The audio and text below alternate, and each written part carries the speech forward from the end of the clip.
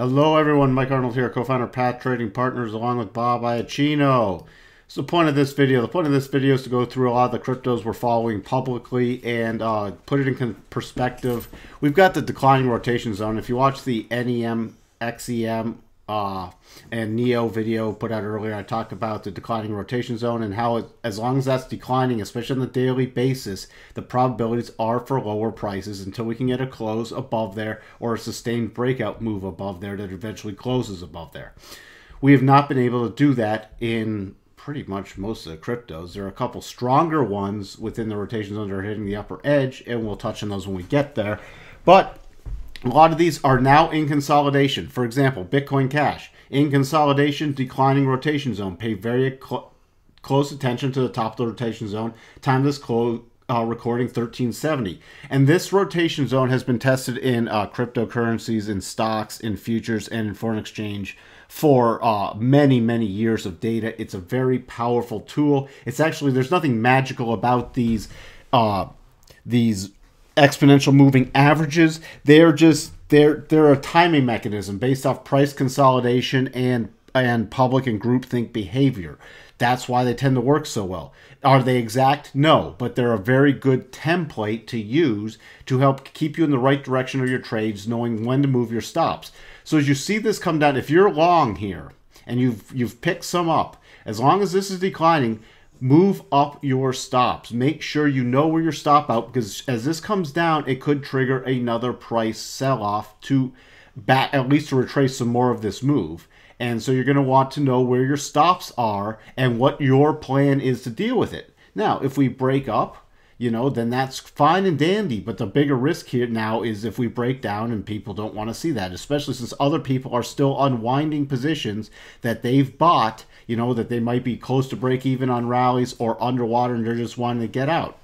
So right now, 1370 in consolidation, there's downward pressure on Bitcoin Cash.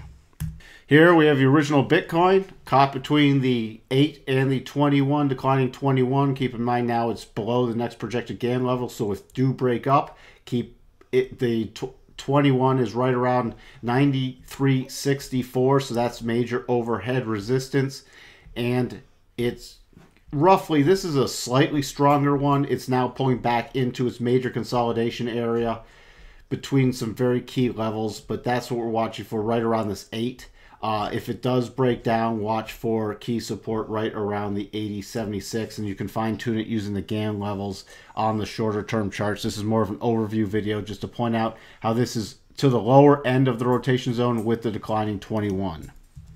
Here's Bitcoin Gold. Bitcoin Gold actually triggered a 4-hour breakout horizontal trade, got the stop reduction, and then sold back down, still holding at the lower end of the rotation zone. The top of the rotation zone coming in right now, 137.69.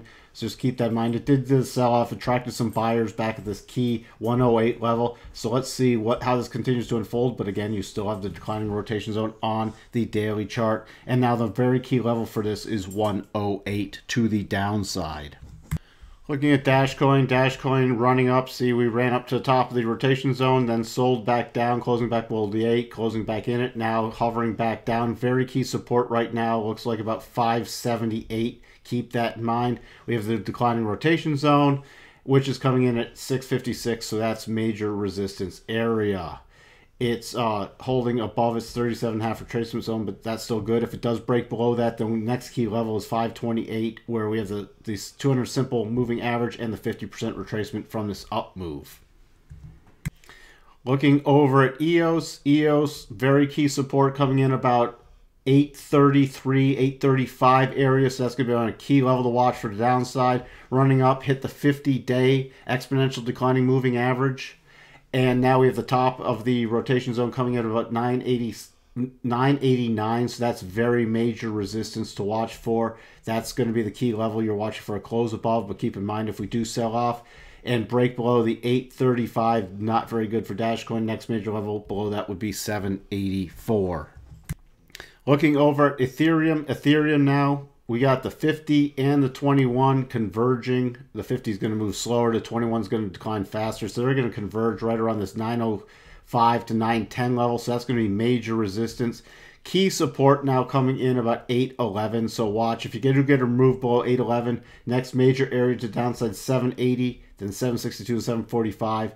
But this, you're really going to have to get through the 910, 905 to 910 area to really get some upward good price action in Ethereum. So consolidation, but it's now forming a lower high, which is not necessarily good. So we're going to want to see if this can sustain in here, or if it's going to form now a lower low on the next down move.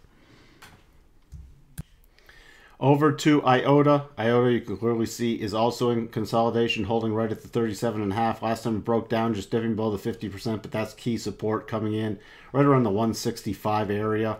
Minor support coming in at this cluster, the 176 area. Key things to watch: the upside, declining 21, now is at 205, so that's your major resistance level that it's got to get through, which is clearly below now all the GAN projections to the upside, so those are losing their importance. Now, if we do break through to 165 on the next drop down, then we're watching for the rising 200 simple moving average coming in around 156, and then the prior spike low 158. So that is very key, and what you don't want to see is a close below the 153.97 area. Switching over to Litecoin. Litecoin has actually been one of the stronger ones. So it's now holding right between the 8 and the 21 towards the upside. And this is a nice pinch move, so it's going to break out of this as this keeps tightening up. What we're going to be watching for is a move, especially a sustained move, or a close above 163.60 area, because that would get it above the rotation zone. Actually, I'd be watching for closer to about 164 area. However, key support, first key support coming in about 153. If we break below that, then the about 145 level is going to be key. What we don't want to see is it dropping all the way to 137. Keep in mind that if it starts breaking down, this 137 will be a big magnet. If you can get above those levels I just talked about that 164, then you can watch for the major cluster coming in about 172 to 174 higher. Switching over to Monero, that spiked up, hit the top of the rotation zone, collapsing back down below the 8. Then we got a close yesterday back in the middle of it, right at a key GAN level is 246. Now we've pulled back and dropped back below the 8. Monero's acting very, very weak at this point. The upper end of the rotation zone is coming in 260. It's probably going to converge with this 257 by tomorrow, and that's going to be the very key area to watch for in Monero, that it's got to get a close or a sustained move above. On weakness, there your support's coming in just around this 227 to 226 area, right below this 224. So I'd say 224 to 227 is your very key support area. If we do break below that, we will be watching for probably a return to about 209. So adjust your stops and your moves accordingly. Should this drop, know what 209 would mean for you in Monero, and that's true with any of the other ones we followed. And finally, over to Ripple. Ripple also getting a nice pincer move, caught between the two key moving averages. So the upside, the top of the rotation zone is coming in about 105. That's key. What I'd be watching for is a close above 106.39, and then the next major move up if Ripple can sustain it. This has been still one of the stronger ones.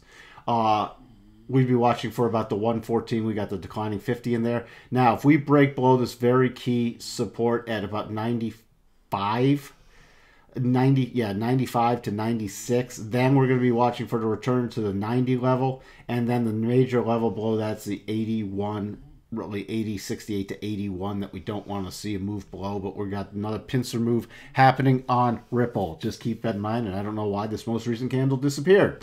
That's what we have for you on these declining rotation zones. Remember, as long as rotation zone is declining, the price action is more biased to the downside until it can prove that we can get a key close above the rotation zone and break out of there. So don't get caught off guard if any of this price action does go lower. We're not counting on it going lower, but the probabilities slightly favor it. So you should know what that means to each crypto you follow and how you're going to deal with that situation. It's really easy. If you're long all these cryptos and we go up, well, great. That's the easy decision. Hey, look, they're going up. Nothing really to worry about. the big thing is that people get really anxious. As, I didn't think it would go lower. Well, it hasn't proven it can sustain an up move. Yes, this is a recovery move, but it's just a recovery move to this point. It's nothing more than that. Nothing's turned around on a daily basis yet, so we can't just be an aggressive buyer on every dip because we still have the price action against us. So we have for you covering all these different cryptos and on a daily basis and the rotation zone. Hope this helps people. Leave some comments. If you have more questions, either email them in, put them in the comments section, and we will try to get them answered for you. Thanks to everybody who subscribed and all the likes, and we'll talk to you soon. Bye for now.